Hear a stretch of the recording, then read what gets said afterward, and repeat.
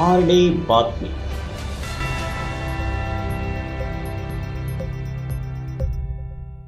जाहीर निषेध, जाहीर निषेध, जाहीर निषेध. आपल्या अहमदनगर शहरामध्ये गेल्या अनेक दिवसापासून धार्मिक गोष्टीचे स्वरूप दिवसेंदिवस बिघडत चाललेले आहे. कोणत्याही धार्मिक उत्सवामध्ये वेगळ्या प्रकारचे राजकीय वातावरण वेगळ्या स्वरूपाचे बदलताना दिसून येत आहे. हिंदू आणि मुस्लिम ऐक्यामध्ये नेहमी मतभेद घडून आणण्याचे षडयंत्र दिवसेंदिवस मोठ्या प्रमाणात वाढताना दिसत आहे. काही हिंदुत्वाचा पुरस्कार करणाऱ्या जातीवादी लोकांकडून अशा स्वरूपाच्या गोष्टी मोठ्या स्वरूपात घडवताना दिसून येत आहेत.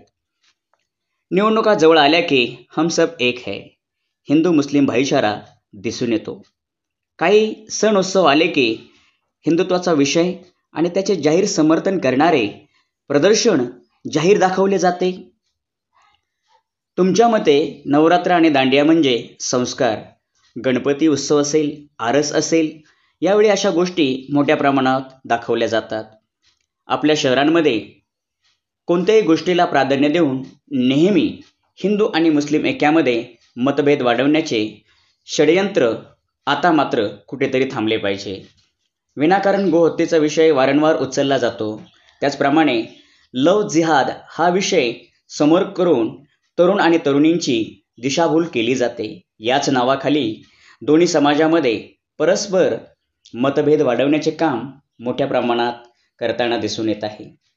केवळ निवडणुका आल्या म्हणजे जिंकून येणे, मुस्लिम बांधवांचे मत मिळवणे, गोड गोड भाषणं करणं, या गोष्टी दिसून येतात आणि त्यावेळेस हिंदू आणि मुस्लिम एक असल्याचं केवळ भास दाखविला जातो.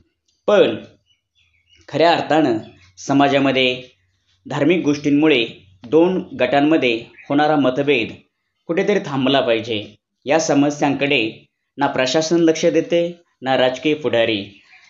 सर्वांना या गोष्टीकडे गांभीर्याने लक्ष देण्याची गरज आहे. तरच म्हणता येईल आपलं अहमदनगर सुंदर अहमदनगर. धन्यवाद. आरडी बातमी.